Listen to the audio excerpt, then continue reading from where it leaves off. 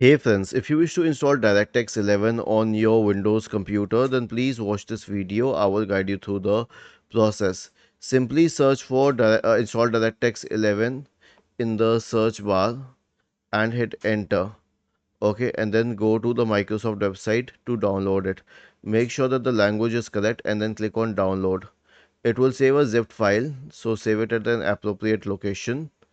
Okay, and then go to that location, which is usually the downloads folder. Right click on it and extract it. Okay, and then you can double click on this directx file.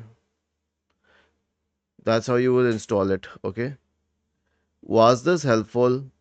If yes, then please subscribe to the channel. If not, then let us know in the comment section of the video on how we could help you further. Thank you for watching this video and have a nice day.